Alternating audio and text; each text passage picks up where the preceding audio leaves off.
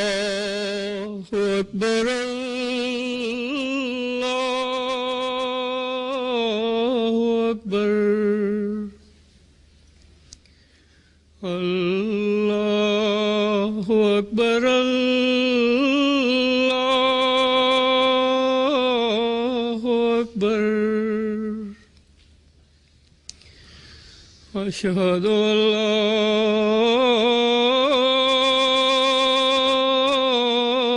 إله إلا الله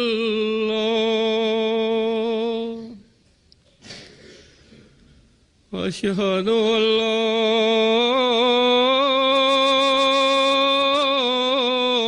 إله إلا الله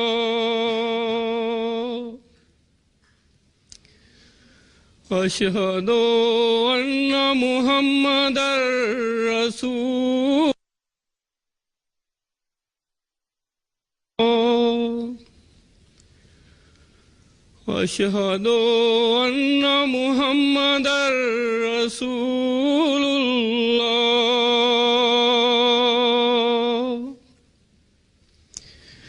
حي على الصلاة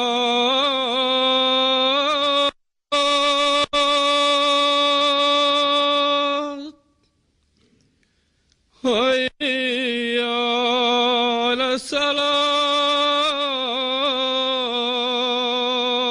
الصلاة حي على الفلاح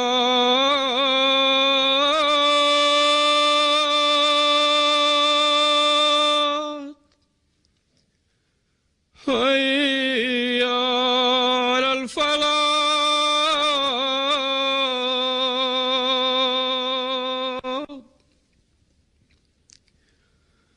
الله أكبر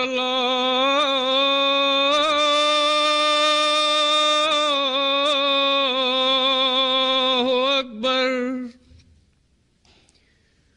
لا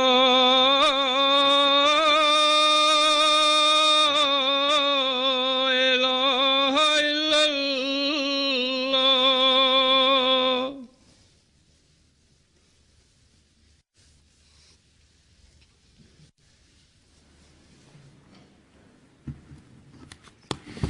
अस्सलामु अलैकुम रहमतुल्लाह।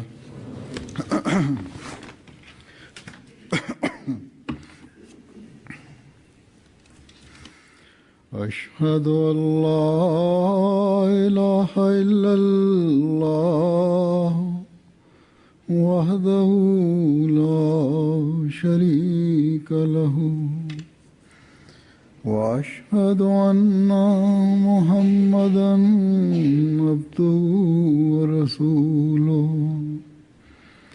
أما بعد فأعوذ بالله من الشيطان الرجيم بسم الله الرحمن الرحيم الحمد لله رب العالمين الرحمن الرحيم مالك يوم الدين إياك نعبد وإياك نستعين اهدنا الصراط المستقيم صراط الذين أنعمت عليهم غير المغضوب عليهم ولا الضالين.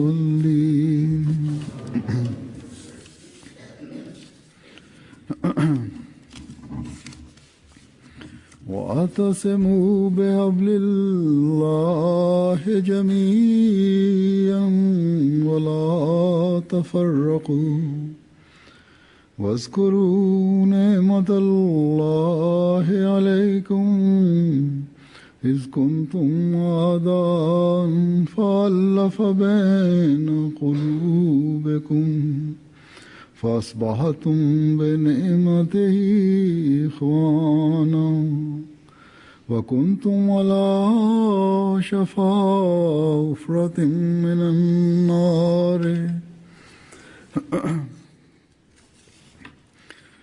وكنتم على شفا حفرة من النار فأنقذكم منها كذلك يبين الله لكم آياته لعلكم تهتدون ولتكن منكم أمة يدعون إلى الخير ويأمرون بالمعروف وينهون عن المنكر وأولئك هم المفلحون.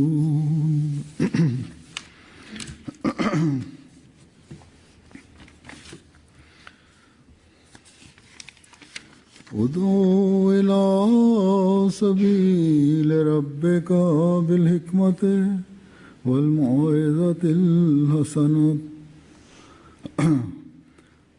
ادع إلى سبيل ربك بالحكمة والموعظة الحسنة وجادلهم بالتي هي أحسن إن ربك هو أعلم بمن ضل عن سبيله وهو أعلم بالمهتدين.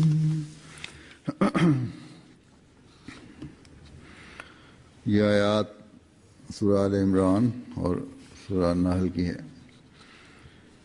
पहली दो आयात सूरह Mineşşeytanirracim. Bismillahirrahmanirrahim.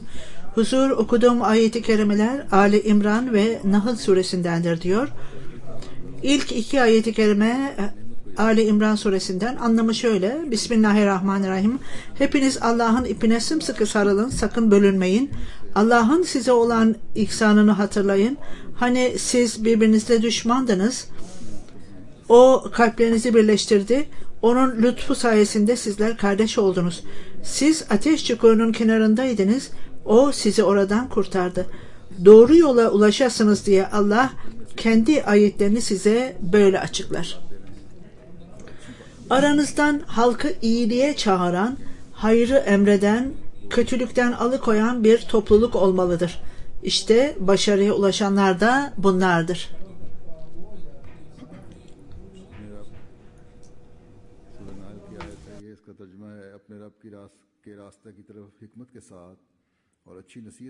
Nahl suresinin tercümesi şöyledir: Ey peygamber, sen insanları hikmet ve güzel öğütle Rabbinin yoluna çağır.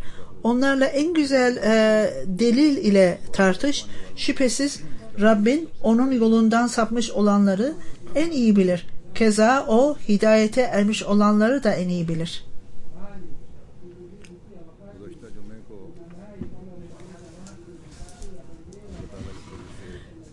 Geçen cuma diyor huzur, Allah-u Teala'nın lütfuyla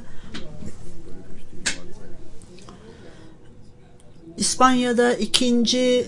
caminin açılışı yapıldı ve bütün cemaat çok mutluydu. Bununla ilgili olarak belirli şeyler söyledim ve bu referansla farklı konulara cemaatin üyelerinin dikkatlerini çektim. Bilmekteyiz ki dünyanın her tarafında yine mesela Sallallahu Aleyhi ve da bildirdiği gibi bu zamanda bizim cemaatimiz çok son derece camiye ihtiyacımız vardır. Bu Allah Teala'nın evidir. Eğer cemaat her köyde, her kasabada cami inşa ederse o zaman cemaat ilerleyecektir. Küçük yerlerde çok az Müslüman olsa bile İslamiyet'in mesajını iletmek için orada cami inşa edilmesi gerekir.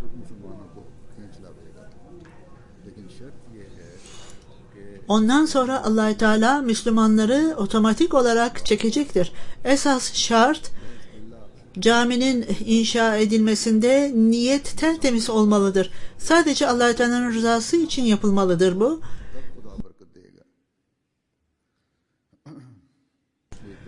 Kişinin kendi kişisel benliği, bencilliği ve kötü niyeti olmamalıdır. Ancak o zaman Allah-u Teala nimetlendirir. Ben bu yazıyı size geçmişlerde de birçok kereler hatırlattım. Burada zikredilen noktalar öylesine önemlidir ki her Ahmedi devamlı olarak aklında bulundurması ve özellikle ilk önce bu Allah-u Teala'nın evidir ve Allah-u Teala'nın evinde aklımızda bulundurmamız gereken şeye dikkatlerimizi çekmemiz gerekir. Eğer kesin bir inanç varsa ve kesin olarak Allah-u Teala'nın var olduğuna inanırsak ki Allah-u Teala'nın lütfuyla her Ahmedi buna inanmaktadır. Böyle olunca onun evine saygı göstermek için ve bu evi doldurmak için dikkatlerimizi buna yöneltmeliyiz. Allah-u Teala'nın rızası için onun evi doldurulduğunda ve insanlar bunun farkına vardıklarında ibadetle birlikte İnsan oğluna olan ilişkiler de yerine getirilecektir. Karşılıklı olarak dikkatler buna çekilecektir. Ve bu noktaya dikkati çekerek Hz. Mesih Aleyhisselatü Vesselam şöyle buyurur cami ile ilgili olarak: cemaatin üyeleri hep beraberce namazlarını bu camilerde kılmalıdırlar ve cemaatte birlik çok büyük bir nimettir. Cemaatte bölünmeler olursa bu son derece birliğin olması ve birliğin olması destek edilmelidir. Küçük şeyler göz ardı edilmelidir. Cemaat arasında bölünmelere neden olan küçük şeyler göz ardı edilmelidir. İlk önce Allah-u Teala'nın eviyle ilgili olarak referanslar hatırlanmalı ve bu Allah-u Teala'nın evidir ve her Ahmedi, bu bölgede yaşayan her Ahmedi dikkatlerini cemaatle namaz kılmaya çekmelidirler ve bunu tam adaletli olarak yerine getirmelidirler. Dikkatler namaza çevrilmeli ve bizler bunu öylesine güzel sevmeliyiz ki namazı cemaatle kılmayı ve birlik son derece desteklenmelidir. 108 yıl önce Mesih Aleyhisselatü Vesselam bu noktadan bahsetmiş ve o zaman da sahabelerin eğitimleri devam etmekteydi ve bununla beraber onların dindarlıklarının seviyesi öylesine yüceydi ki ve bugünkü seviyeden çok çok yüksekti. Allah-u Teala'nın takvası kendi kalplerinde yerleşmişti ve namazlara dikkatleri son derece fazlaydı. Hz. Mesih Aleyhisselatü Vesselam'a inananlar öyle insanlardı ki Allah-u Teala ile özel ilişkileri vardı onların. Fakat peygamberlerin görevi takvanın her detayını açıklaması gerekir. Kendi takipçilerine bunları açıklaması gerekir bir peygamberin ve daima onları yüce standartlara eriştirmelidir. Her imkanları onlara açıklayarak onlara tavsiyede bulunur. Vaat edilen Mesih Aleyhisselatü Vesselam buna özellikle dikkat edin der. Vaat edilen Mesih Aleyhisselatü Vesselam bu ilk dönemlerde eğer dindarlığın seviyesi yüce olmazsa onu takip edenler öyle örnekleri yüce standartları, takvanın yüce standartlarına erişemezler. Huzur, ben vaat edilen Mesih Aleyhisselatü Vesselam'ın sahabelerinin farklı olaylarından bahsetmiştim. Orada birçok eksiklikler vardır ve bütün olaylar anlatılmamıştır veya anlatılmışsa çok kısadır. Ne varsa onlar öyle yüce standartlıdır ki bizim dikkatlerimizi daima onlara dua etmeye çekmektedir. Onların nesillerinden olan, sahabelerin nesillerinden olan, belki bu an İspanya'da da oturuyor olabilirler. Özellikle onlar kendi atalarına dua etsinler ve ellerinden geldiği kadar onların örneklerini takip etmeyi ve onlara dua etmeyi dikkat etmelidirler. Burada, bu ülkede çok işler yapmamız gerekir. Bizler geçmişin parlaklığını yeniden tesis etmemiz gerekir. Burada yaşayanlar birçok yıllar önce kaybolmuştur. İslamiyet'in güzelliklerini onlara tekrar onlara anlatalım ve onları Resul-i Ekrem sallallahu aleyhi ve sellem'in bayrağı altında toplayalım. Bunun yerine getirilmesi için Allah-u Teala'ya olan görevlerimizi yerine getirerek onun yardımını istemeliyiz. Bizler tebliğ işini yerine getirmeliyiz. Sadece vaat edilen Mesih sallallahu aleyhi ve sellem zamanında veya onun döneminde birliğin ve aralarındaki birliğin yükselmesi söz konusu olmakla kalmayıp bugün biz büyük bir iddiada bulunarak bu ülkeyi Resul-i Ekrem sallallahu aleyhi ve sellem'in bayrağı altına getireceğimize söz verdik. İlk önce bunun için birliği, aramızda birliği ve bunun en yüce standartını kurmamız gerekir. Eğer bütün cemaatin idarecileri ve üyeleri bir birlik haline gelmek istiyorlarsa bu rolü yerine getirmediklerinde kendi caminin ve Allah-u Teala'nın evinin hakkını yerine getirmemiş sayılırlar. Söylediğim gibi camilerin güzelliği ancak o zaman insanların bu camilere gelip onların ruhlarının güzelliği bu insanlarda görüldüğünde gerçekleşecektir. Her Ahmedi'nin davranışlarında ve sözlerinde, ibadetlerinde sevgi ve saygı varsa, başkalarına nezaket gösterdiklerinde, bu duyguların görüldüğünde, bu davranışların görüldüğünde, Kur'an-ı Kerim'de de bu noktayı çok güzel olarak açıklamıştır. Allah-u Teala zikrettiğim gibi bu ayet-i kerimede, siz bunun tercümesini de dinlediniz, aranızda dostluk ve kardeşliği tesis ediniz. Aksi halde orada hidayetten yoksunluk olacaktır. Bu Allah-u Teala'nın lütfudur. Sizi o birleştirmiştir. Bu onun lütfudur. Allah-u Teala'nın her talimatı ve her hidayeti ile gerçek müminler bunun üzerinde düşünmelidir. Onun talimatları ile ne ben ne de başka idareciler ne de mübellikler, misyonerler bunun dışında değildir. İster cemaatin üyelerinden kadın ve erkek olsun bunların dışında değildir. Ancak Allah-u Teala'nın ipine sarıldığımız ve Kur'an-ı Kerim'in talimatlarına uygun olarak davrandığımızda ve Allah-u Teala'nın lütfunu hatırladığımızda o bizi Ahmedi yapmıştır ve o bizi Ahmediyette kaim kılmıştır. Bizler Allah-u Teala'ya olan haklarımızı ve Allah-u Teala'nın evine olan hakları yerine getirmekteyiz. Bizler Resul-i Ekrem sallallahu aleyhi ve sellem ve Müslümanların liderleri bu çağda onların söylediklerine dikkat edersek ancak o zaman bu insanlar yani Allah-u Teala'nın nimetlerine karşı haklarını yerine getirenlerden oluruz. Ancak her Ahmedi'nin zamanın halifesine verdiği sözlerde sadece onun tavsiyelerini dinlemekle değil, onları yerine getirmek suretiyle ancak o zaman Allah-u Teala'nın lütfuna şükredenler olduğu ancak o zaman ortaya konulmuş olacaktır. Resul-i Ekrem sallallahu aleyhi ve sellem ve Mesih sallallahu aleyhi ve sellem ve Ahmediye hilafetinde bunlar hep hablullah'tır. Eğer bir bağlantıyı kaybedersek veya bunun bir bağlantısını göz ardı edersek, o zaman o kişi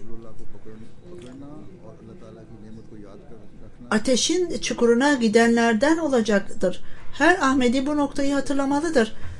Allah Teala'nın ipine sarılmak ve Allah Teala'nın nimetlerini hatırlayarak ona şükretmek, o zaman gerçek olarak bu ifadeden sonra bu ifadeler şekil alır da karşılıklı sevgi ve saygı olduğunda, mutlu olarak yaşandığında ve birbirlerini kardeş gibi sevdiklerinde birbirlerini kişiler, işte o zaman gerçek olarak Ahmediler hidayeti alanlardan ve ateşin çukurundan kurtulmuş olanlardan sayılacaktır. Her türlü bölünmelerde kendisini uzak tutacaktır ve o zaman ancak gerçek Ahmedi olarak sayılacaktır. Her bencil arzudan Ahmedi kendisini koruyacaktır. Allah Teala'nın rızasını kazanmak için birbirlerini seveceklerdir ve ancak o zaman o gerçek olarak Ahmedi sayılacaktır bu durumda. Düşüncelerini ve davranışlarını bu çizgi üzerinde tutanlar ve onların davranışları, sözleri ve davranışlarıyla aynı olanlar ve yüce seviyeye ulaştıktan sonra ancak o zaman bizler başka insanlara davet edebiliriz ve devamlı olarak duyuruda bulunarak, ey insanlar buraya gelin ve burada nuru bulacaksınız diyebiliriz ancak. Bugün hiç şüphesiz çok geniş sayıdaki insanlar hidayetten uzaklaşmışlardır.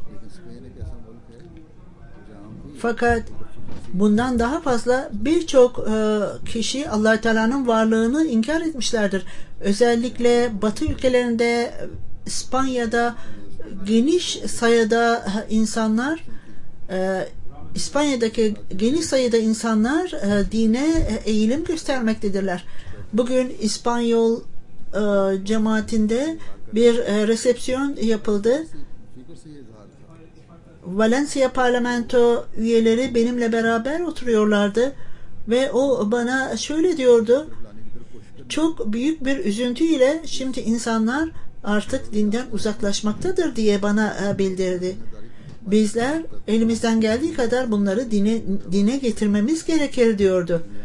Bu seviyedeki insanlar genel olarak dinden uzaklaşırlar ve dünyevi düşüncelere eğilimleri gösterirler. Bu insanlarla Avrupa'da tanıştığım gibi, fakat burada bu seviyede bir takım eğilimler vardır, dine karşı, dine doğru eğilimler bulunmaktadır. Bu insanların üzüntüleri, sıkıntıları bulunmaktadır. Bu gerçek bir iman olup gerçek bir inanç olur. Allah Teala bunu açıkça bildirmiştir ki bu da İslam'dır. İslam'dan başka bir şey değildir bu. Bu nedenle başka hiçbir din ne insan oğlunu Allah Teala'ya yaklaştırır ne de bunu bu kadar bunu yapmak için güçleri de bulunmaz. Sadece İslam dinidir bunu yerine getiren ve insan oğlunu Allah Teala'ya getirme gücüne sahiptir. Fakat İslam dinini yayma sorumluluğunda ve Allah Teala'nın lütfunu sahip olanlar, Allah Teala'nın ipinin ucu onlara verilmiş olanlar Ahmedilerdi. Bu nedenle söylediklerimizi ve davranışlarımıza dikkat etmeliyiz. Küçücük şeylerde birbirlerimizden ayrı düşmemeliyiz. Bu ayrılıklar, bu ayrıntılar bizim birliğimizi zedelemektedir. Bundan etkilenenler iyi netice vermekte ve bizim gayretlerimizin iyi netice vermesinde etkisi olanlar Allah Teala'nın önünde sorumludurlar. Yine geçen Cuma hutbemde de belirttiğim gibi binlerce İspanyol asırlar öncesinde İslamiyet'in temelini atmışlar ve binlercesi tekrar İslam'a gelmiş ve halen gelmektedirler. Fakat gerçek İslamiyet'in ne olduğunu bilememektedirler. Gerçek İslam'ın özelliğini bizler onlara anlatalım. Avrupa'da ve diğer Batı ülkelerinde öyle Ahmediler, yerel Ahmediler bulunmaktadır ki onlar maneviyatı arayarak Müslüman olmuşlardır.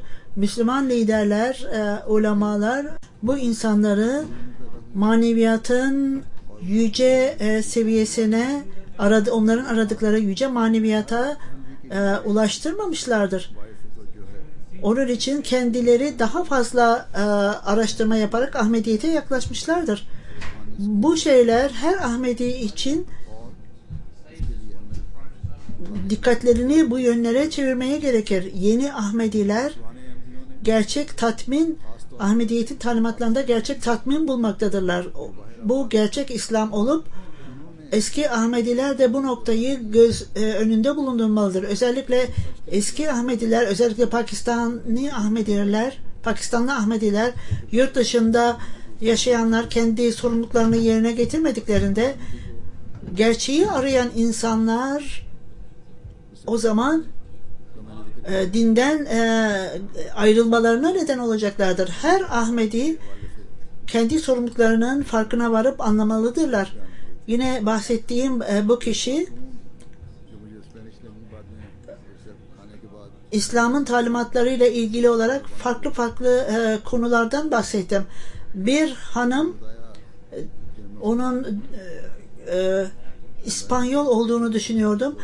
Toplantıya geldiğinde başörtüsü vardı ve ben Müslümanım dedi bana. Ben siz sanki İspanyola benziyorsunuz dedim ona. Ben bir Müslüman organizasyonun idarecisiyim dedi. Ve ondan sonra bana bu İslamiyet'in güzel talimatlarından bahsettiniz. Çok güzel konuştunuz ve bundan çok memnun oldum dedi. Ben ona siz sanki İspanyola benziyorsunuz dediğimde Molvi Kerem İlahi Zafer'in oğlu yanımda duruyordu. O İspanyoldur ama şimdi İslamiyet'i kabul etti dedi. Ve orada döndürüldü, İslamiyet'e döndürüldü kelimesini kullandığında bu hanım hayır dedi. Ben İslamiyet'e döndürülmedim. Ben yeniden kendi dinime geldim. Ben kendi dinime yeniden geri döndüm dedi. Böyle insanlar vardır ve temelli İslamiyet'in temelini ve kökünü bilenler bunu araştırmaktadırlar. Bizler bu bölgede çok sıkı çalışmamız gerekir. Ben bunu devamlı söylüyorum. Eğer Allah-u Teala'nın lütfunu arıyorsanız kendi durumlarınızı değiştiriniz. Bu Allah-u Teala'nın talimatına göre olmalıdır. Gerçek İslamiyet'in susuzluğunu yerine ancak Ahmediler getirir. Mesih Aleyhisselatü Vesselam'ın buyurduğu gibi sizler camileri inşa etmekle İslamiyet'in ilerlemesinin taşını atmış oluyorsunuz. O da yine şart koymuştur. Sizin niyetleriniz tertemiz olmalıdır. Ancak o zaman caminin inşa edilmesi faydalı olacaktır. Sadece bu zekayla veya uyanıklıkla herhangi bir fayda sağlayamayacaksınız. Fakat önemli olan en şey bağlılık ve samimiyettir. İlk önce bağlılıktır. Allah-u Teala'ya olan bağlılıktır önemli olan. Ondan sonra kişisel egolar, amaçlar ve makam bunların çok ötesindedir. Hyderabad'daki Mescid Beşaret'in nimetleri görülmektedir. Beytürrahman, Valencia'daki Beytürrahmet'in iyi sonuçlarını da böylece göreceğiz. Bu caminin açılışında söylediğim gibi bir resepsiyon verildi ve çok geniş sayıda insanlar geldi. İspanyol cemaati bunu kurdu. Komşularının yanında yüce hükümet görevlileri ve toplumun her bölümünden insan orada bulunmaktaydı ve onlar geldiler ve çok iyi bir etkiyle ayrıldılar ve onlar İslamiyet'in güzel talimatını ilk kez duyduk dediler. Hatta bazıları biz çok duygulandık dediler.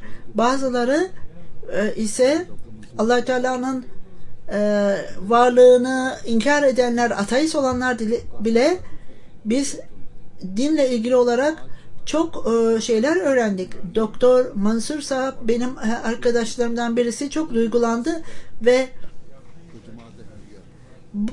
dedi. Bugün Allah Teala'nın varlığına inanmak ve dinin güzelliğini bugün herhangi bir kişi söylüyorsa ancak bu Ahmediye cemaatidir. O vaat edilen Mesih Aleyhisselatü Vesselam'a inananlar ve Ahmediye cemaatinin üyeleridir. Onlar Allah Teala'nın ipine sarılmayı, Allah Teala'nın ipine tutunmayı Allah Teala onlara nasip etmiştir.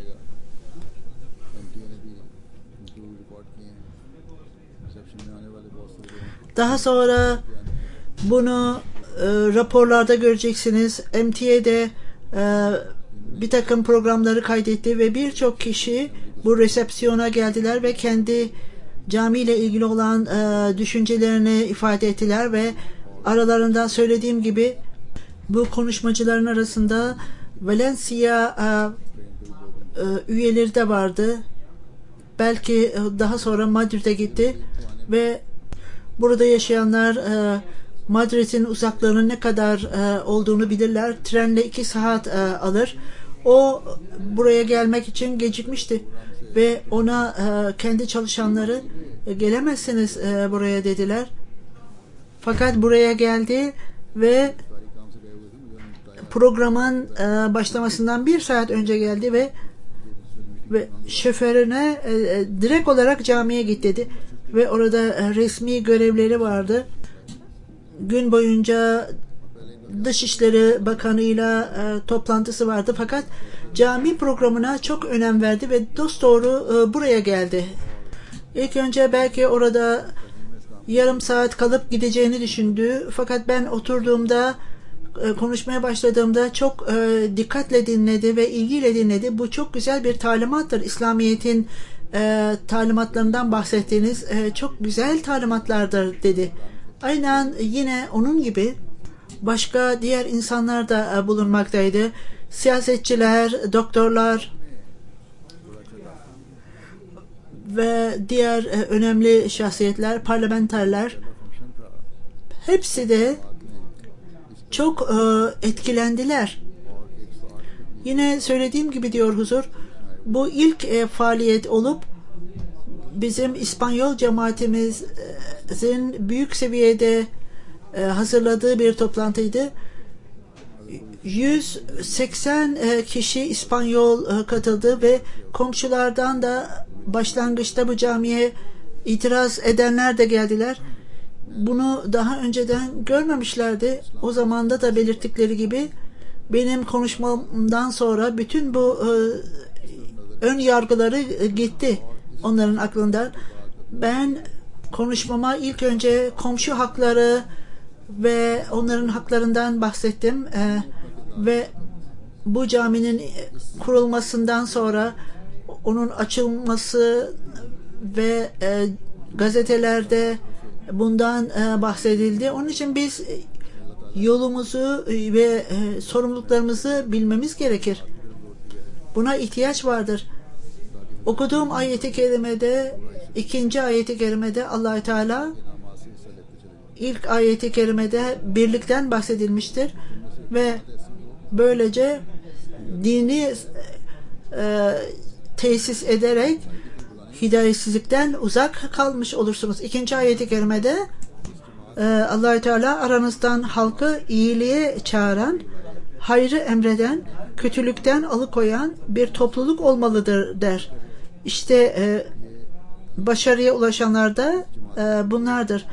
İnsanları iyiliğe çağıran, eşitliğe davet eden, kötülükten alıkoyan bu cemaatten bahsedilmektedir ki bu cemaat ilk önce bu cemaat misyonerlerin, mübelliklerin cemaatidir mürebbiler ve mübellikler, sizler zamanın halifesi sizleri kendi temsilcisi olarak buralara göndermiştir. Bu amaçla göndermiştir. Sizler tavsiye eden ve tebliğ eden insanlarsınız. İnsanlara tavsiyede ederek eğer kurtuluşu eriyorsanız Allah Teala'nın ipine sarılın derler. Eğer bu hayatı ve gelecek hayatı düzeltmek istiyorsanız sevgiyle, saygıyla yaşayın der. Ve eğer misyonerlerin kendileri, mübelliklerin kendileri onlar yüce standartları kuramazlarsa başka insanlara, dünyanın insanlarına nasıl tavsiyede bulunurlar? Mübelliklerin görevi hem cemaatleri ıslah etmek hem de tebliğ yapmaktır. Her iki amaç da onların görevidir. Onlar yüce disipline sahip olmalıdırlar, sabıra sahip olmalıdırlar ve sabrın en yüce seviyesini tesis etmelidirler. Onlar itaatin en yüce seviyesini göstermeli ve bu insanlar bunları görmelidirler. Onların söyledikleriyle davranışları arasında bir uyum olmalıdır. Misyonerler olsun, mürebbiler olsun, onlar dini ve cemaatin ilerlemesi için halifenin temsilcileridir. Onlar ellerinden geldiği kadar bu sorumlulukları, halifenin temsilcisi olmanın sorumluluğunu yerine getirmelidirler. Bazı insanlar misyonerlerin davranışlarından dolayı üzüntü duymaktadırlar. Bazen kendi sinirlerini bozmaktadırlar. Fakat derhal onlar tövbe etmelidirler ve tövbeye dönüşmeli ve onlar kendi hayatlarını Allah Teala'nın rızası için adadıklarını ve biz söz verdik, cemaatin terbiyesini en güzel şekilde yerine getireceğiz. O yanlış yola sapanları Resul-i Ekrem sallallahu aleyhi ve sellem'in bayrağı altına getireceğiz diye bu görevlerini yerine getirmelidirler. Bu düşünceyle ve bu ifadeyle hiç kimse bu yoldan ayrılamaz. El izzetü lillah daima hatırlanmalıdır. Bütün övgüler Allah-u Teala'ya aittir. Yaptığınız, verdiğiniz sözlerde hayatınızı bağışladınız. Bu sizin önünüzde olmalıdır. Allah-u Teala'nın yüceliği daima sizin önünüzde olmalıdır.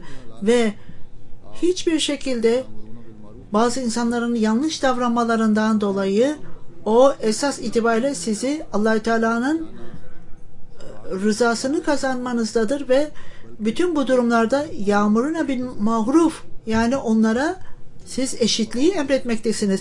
Misyonerin kendisi sadece kendisini düzeltmek, ateşten kurtarmak değil, ayrıca dünyanın insanlarını da bölünmeden ve onları ateşin kenarına gitmekten korumaktır. Bu görev söylediğim gibi fedakarlık yapmaksızın yapılamaz. İkinci olarak bu ayet-i kerimenin altında ayrıca cemaatin çalışanları, cemaatin görevleri için kendilerini ortaya koyanlar, cemaatin idarecileri de bu görevler onlara verilmiştir. Eğer bu emanetin haklarını yerine getirmezlerse Allah-u Teala onlara hesap soracaktır ve onlar hesaba çekileceklerdir. Kendi emanetlerine ancak tam olarak sizin söylediğinizle, laflarınızla, davranışlarınız arasında eşitlik olduğu zaman yerine getirilmiş sayılacaktır. Sizin bulunduğunuz yerde sadece o makama sahip olmak değil, Seyyidül Kavmin, Resul-i Ekrem sallallahu aleyhi ve sellem'in dediği gibi yüce olan insan kendi insanlarının hizmetinde olandır. Siz en güzel örnekleri ortaya koyunuz ve bağlılığın en yüce standartını ortaya koyunuz. Eğer sizin sözlerinizle davranış arasında farklılık varsa nasıl olur da siz başka insanlara tavsiyede bulunabilirsiniz? Başka insanlar sizin yüzünüzü, siz kendi kötülüklerinizi, sizin zayıflıklarınızı kendiniz, kendi dilinizi disiplin ediniz. Kendi dini durumunuzu düzeltin, manevi durumunuzu düzeltin. Ondan sonra kendi namazlarınızı düzeltin ve ondan sonra düzeltin ve dünyevi işlerinizi de düzeltin ki o zaman sizin dürüstlüğünüz artacaktır. cemaatin mesajını insanlara dağıtmak için içinizde bir arzu olmalıdır. Bu da hepinizin, misyonerlerin olsun, muallimlerin olsun ve dini eğitimleri olanlar ve halifenin temsilcileri olanlara saygı gösteriniz. Onlara saygı gösteriniz. Ve bütün idarecilere saygı gösteriniz. Sizin görünüşteki ve gizli olan davranışlarınız İslamiyet'in talimatlarına uygun olduğunda ancak salih amel işleyenler arasında olup insanları kötülüklerden alıkoyanlardan olursunuz. Her yerde, her seviyede, her idareci kendilerini analize etmelidir. Ve hiç şüphesiz bu emir olsun, cemaatin sadırları olsun, çok büyük saygı ve sevgi gösterilmesi lazım mübelliklere ve misyonerlere. Bu saygıdan dolayı misyonerler bunu hak olarak düşünmemelidirler. Bilakis daha çok mütevazilik kendilerinde geliştirmeli ve kendilerini ıslah etmekte, her seviyede bu yüce seviyeleri elde ettiğimizde o zaman cemaatin eğitimi, terbiyesi nasıl çözümlenecek ve ayrıca tebliğ alanında sonsuz başarıya ulaşılacaktır. Bu birlik her işimizde nimetlendirecektir. Ayrıca karşılıklı olarak idarecilerin ilişkileri de son derece yüce seviyede olmalıdır. Ancak ondan sonra sizin yaptığınız işler nimetlendirilecektir. Eğer bir ayrıcalık varsa, aralarında ayrıcalıklar bulunuyorsa, bencil davranışlar öne geliyor ve sabır yok olup gidiyorsa sonuç olumsuz sonuçlar ortaya çıkacaktır. 1. Halife Hazretleri bir ayeti kerimenin tefsiriyle ilgili olarak bir örnek vermiştir. Bir krala bir kişi şikayette bulunmuş ve sizin çalışanlarınızdan birisi veya akrabanızdan birisi bana küfür etti demişti. Ve bu kral o kişiyi çağırarak ona kendisi küfür etti ve onu çok sabırlı olarak dinledi bu kişi. Ve ondan sonra bu kral ona niçin ona küfrettin bakayım dedi. Bu kişi o bana karşı kötü lisan kullandı. Ben de ona küfür ettim. Kral ona ben de sana küfür ettim. Ben de sana kötü söz kullandım. Siz sessiz kaldınız. Neden? Bunun anlamı demek siz sabır gösterebiliyordunuz. Yoksa sabrınız yok demek değildi. Ama sabrınız olduğu için beni dinlediniz. Ona küfür ettiniz, kötü söz kullandınız başkalarına. Çünkü o sizden düşüktü. Onu düşük bir kişi olarak kabul ettiniz. Eğer sabır göstermiş olsaydınız ve böylece sabırı göstermiş olurdum. Ben sizi denedim şimdi. İşte bu standartlar sabrımızı göstermektedir. Eğer bizden daha yüce makamlı birisi bize böyle bir kişiye sabır gösteriyorsak, otorite bakımından yüksek ise buna sabır gösteriyorsa, aynen bizden daha düşük olan veya fakir olan kişilere sabır göstermeli ve böylece bütün farklılıklar ve problemler gidecektir. Eğer bizler insanlara İslamiyet'in güzel talimatlarını söyleyip de zaman geldiğinde çoğumuz sabır göstermediğimizde, eğer bu standartları başarırsanız tebliğ alanınızda da bu alanlar daha fazla açılacaktır. Cemaatin alelade insanları hayatını bahşedenler ve idareciler sadece bu işi yapmakla görevlidirler veya talimat sadece onlaradır diye düşünmesinler. Allah-u Teala'nın ipine sarılmak ve Allah ve onun peygamberi hangi talimatları veriyorsa bütün bunlara uyarak hangi hidayetler vaat edilen Mesih Aleyhisselatü Vesselam tarafından verilmişse takvanızın standartlarını yükselterek daima halifenin talimatlarına olumlu cevap vermek herkesin görevidir.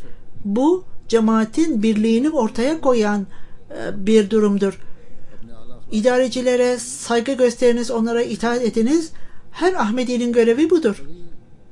Evdeki ilişkilerde, dışarıdaki ilişkilerinizde kendi ahlakınızın en yüce seviyesini ortaya koyunuz. Bu bütün Ahmedilerin görevidir. Ancak o zaman sizler ateş çukuruna düşmekten kurtulabilirsiniz. Allah-u Teala sadece burada değil, tebliğ sadece misyonerlerin görevi değildir veya birkaç kişinin görevi değildir veya tebliğ yapmak için kendilerini ortaya koyanların görevi değildir. Hiç şüphesiz Allah-u Teala bir gruptan bahseder. Fakat davet ile Allah, yani tebliğ ile ilgili olarak verilen talimatlarda her talimatı, Resul-i Ekrem sallallahu aleyhi ve sellem'in ortaya koyduğu talimatların hepsine takip edersek Allah-u Teala bütün bunları takip etmemizi istemiştir. Tabii ki Resul-i Ekrem sallallahu aleyhi ve sellem'in de talimatlarını takip etmemiz gerekir. 3. ayeti kerimede Nahl suresindendir. Allah-u Teala bu sorumluluğu bize vermiştir. Bu her misyonerin, her idarecinin, cemaatin her üyesi, kadın olsun, erkek olsun, insanları Allah-u Teala'ya çağırmayı bize emretmiştir. Allah-u Teala bunun nasıl yapılacağını bize göstermiştir. Yine zikredildiği gibi, ey peygamber, sen insanları hikmet ve güzel öğütle Rabbinin yoluna çağır. Şimdi insanlar size daha fazla dikkat etmektedirler. Cami inşa edilmekle yeni tebliğ kapıları açılmıştır. Gazeteler de bundan bahsetmektedir. Bundan istifade ediniz. Bunu hikmetle yoluna getiriniz ve Allah-u Teala tebliğde hikmet kelimesini kullanmıştır. Bunun birçok anlamı vardır.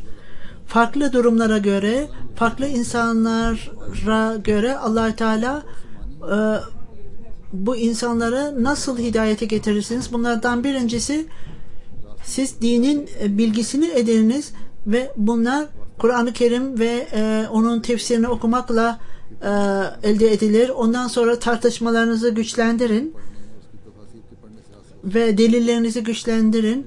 Bu hadiste de zikredilmiştir. Resul-i Ekrem sallallahu aleyhi ve sellem'in belirttiği gibi tartışmalarınızı güçlendiriniz. İslam'la birlikte başka Resul-i Ekrem sallallahu aleyhi ve sellem'e karşı onun kişiliğiyle ilgili olarak kritikler yapılmıştır. Bununla ilgili olarak çok tartışmaları, o noktaları iyice öğreniniz. Tartışmalarınızda öyle itiraz edilen konuları ortaya atmayınız.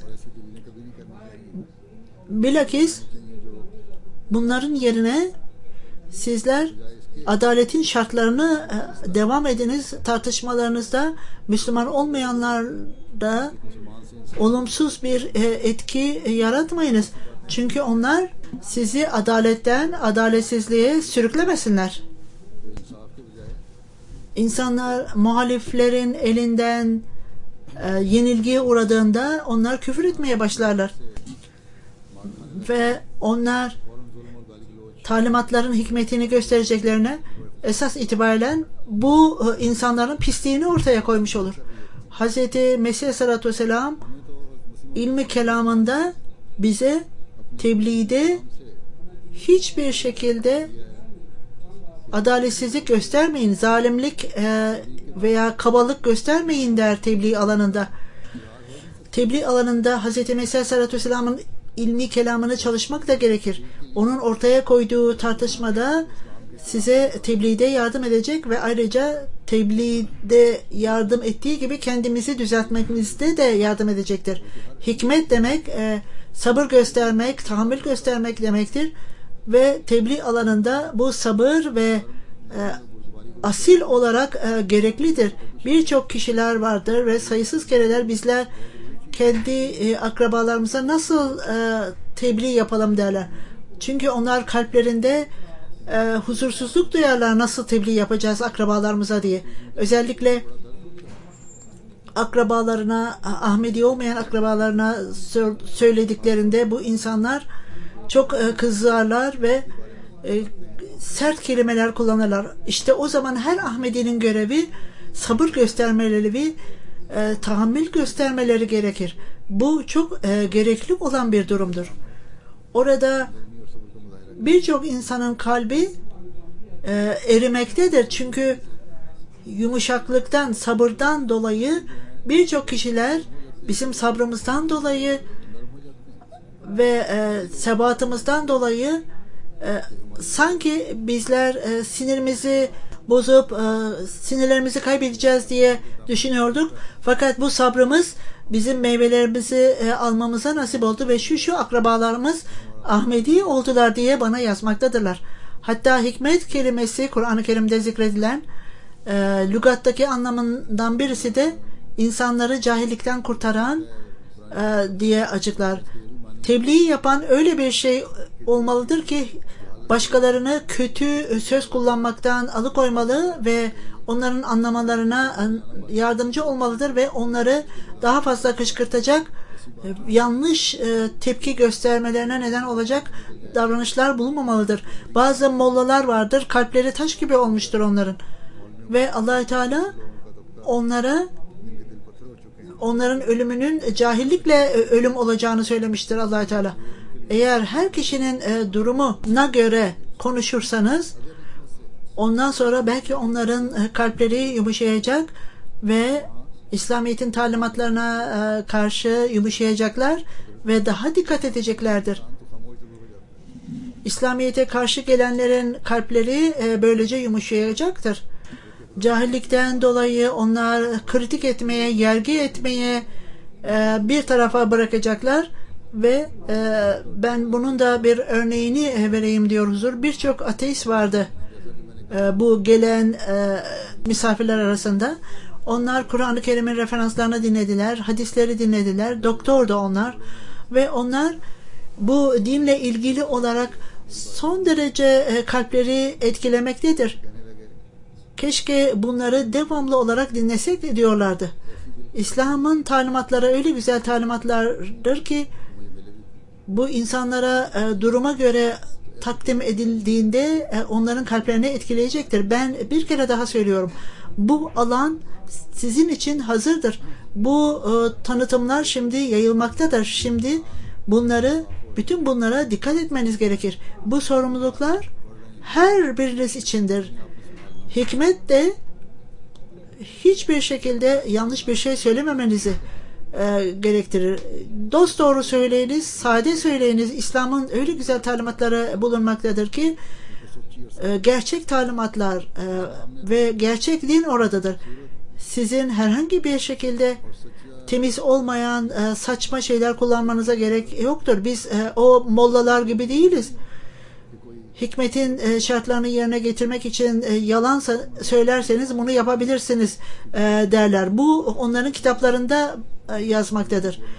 Eğer yalan oradaysa bu hikmetin ne önemi vardır? Eğer yalan varsa adaletin kalitesi de yok olur gider. Eğer bunlar olmazsa karışıklıklar ortaya çıkacaktır ki bu da Pakistan'da ve diğer İslami ülkelerde bugün gördüğümüz bunlardır. Orada artık hiçbir İslam kalmamıştır. Eğer gerçek İslamiyet'in talimatlarını yayan birisi varsa ancak bunlar Ahmedidir. Ahmedilerdir. Her şey eşitliğe, adalete ve doğruluğa dayanmalıdır. Her Ahmedi'nin görevi bu görevleri yerine getirmektir. Allah-u Teala belirttiği gibi hikmetin şartlarını yerine getirmek için dininizi, inancınızı yükseltin. Sabrınızın, adaletinizin şartlarını yükseltiniz ve günlük hayatınızda bunu da gösteriniz ve kendiniz insanları anlama kabiliyeti, kapasitesi geliştirmeye çalışınız. Bunu yapmaksızın tebliğ yapamazsınız. İnsanları anlamak tebliğ yapmanın en güzel bir yoludur. Böyle olunca eğer bunu yaparsanız sizin tebliğiniz daha faydalı olacak ve hikmet ile dolu olacaktır. Böyle olunca siz muize hasana, yani iyi olarak açıklamak üzerinde olacaksınız. Öyle bir şey ki bu insanların kalbini eritecektir ve farklı farklı milletler vardır. Bu ülkelerde yaşamaktadır. Onlar için nasıl etkin olarak tebliğ yapılabilir? Allah Teala bu noktaya da açıklamıştır. Cehatuhum billeti ahsan. Yani tebliğ öyle bir iyi bir tartışma ve iyi bir yolla yapılmalıdır ki kalpler yumuşamaya ve erimeye başlamalıdır. Bu görev her Ahmedi'nin görevidir. Ve işte bu meyve veren bir iş olup Allah Teala hidayet verir ve onun elindedir. Bu amaçla daha başından itibaren kendi durumunuzu değiştiriniz ve ıslah ediniz. Ancak o zaman sizin tebliğiniz etkili olacaktır. Sizin ifadeleriniz etkili olacaktır.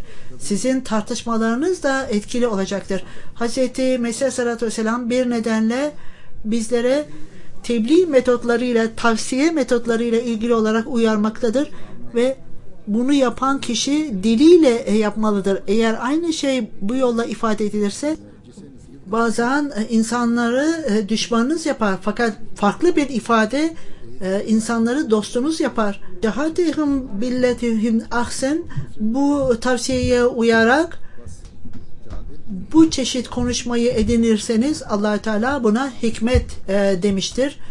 Hikmet ile konuşmak gereklidir. Birbirlerinizle konuşurken olsun, tebliğ alanında ve terbiyette de bu çok gereklidir. İnsanları İslam dinine davet etmek için gereklidir. Tebliğ alanında Allah Teala bizlere yollar açmıştır. Bundan istifade etmek ve bütün organize edilmiş şekilde tebliğ alanına giriniz. Bu sorumluluk cemaatin üyelerinin sorumluluğudur. Şimdi sizin bunu nasıl yapacağınıza bağlıdır. Gazetelerle ilgili olarak bu haber verilmiş ve İslam bayrağını açtı. Halife 7 asır önce İslamiyet'ten ayrılanları şimdi geriye getirin demektedir. Sadece bu haberle amaç başarılamayacaktır. Aynı haber 4. Halife Hazretleri Rahimullah zamanında Beşaret Camisi açıldığında aynı şekilde haberler yayınlanmıştı. Fakat son 30 yıldan beri bir şey başardık mı? Bunun analizini yapmamız gerekir. İlerleyen ülkeler bu gazetenin haberleriyle mutlu olmazlar. Cemaatlerin ilerlemesi, başarıyı elde etmesi sadece bu iyi etkilerle veya evet gelin demekle değil, kendilerini yeni ilerlemelere ve birlik haline gelen ve bir birlik ile kendi metotlarında ve gayretlerinde ilerleyen bir toplum olmalıdır. Onlar sadece sabırla oturarak sakin kalmamalıdırlar kendi amaçlarına ulaşıncaya kadar. Küçücük şeyler vardır, önemsiz olan şeyler. Bunların peşine düşmemek gerekir. Emir cemaat benimle ilgili olarak ne düşündü, ne söyledi diye düşünmeyiniz.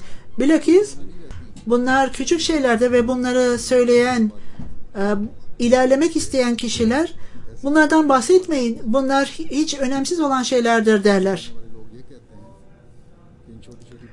Çünkü ben söz verdim, zamanın imamına söz verdim ve bunu yerine getirmem gerekir. Ben kendi dinime dünya üzerinde üstünlük sağlayacağım. Eğer buna dikkat edilirse ve bu ayrıcalığa dikkat edilirse bizler insanları Resul-i Ekrem sallallahu aleyhi ve sellem'in bayrağı altında toplamak durumundayız. Eğer karşılıklı anlaşmazlıklar varsa bunlar bizi bu amaca ulaşmakta başarısız edecektir. Ben kendi egomu takip etmiş olurum. Eğer siz benim lehimdeyseniz, eğer cemaatin lehindeyseniz bunları bana söylemeyiniz. Hiç kimse bunları o zaman söylemeyecek ve aralarında hiç konuşmayacaklardır.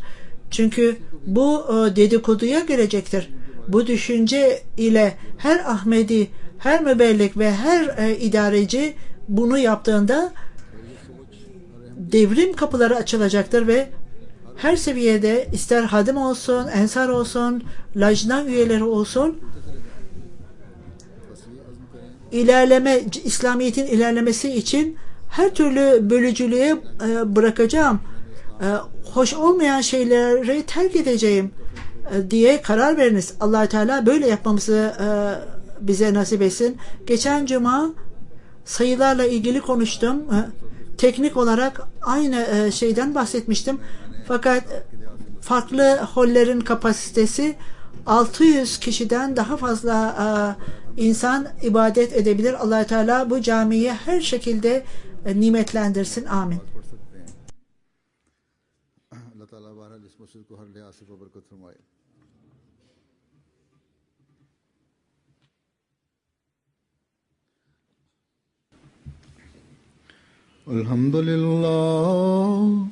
الحمد لله نحمده ونستعينه ونستغفره ونؤمن به ونتوكل عليه ونعوذ بالله من شرور أنفسنا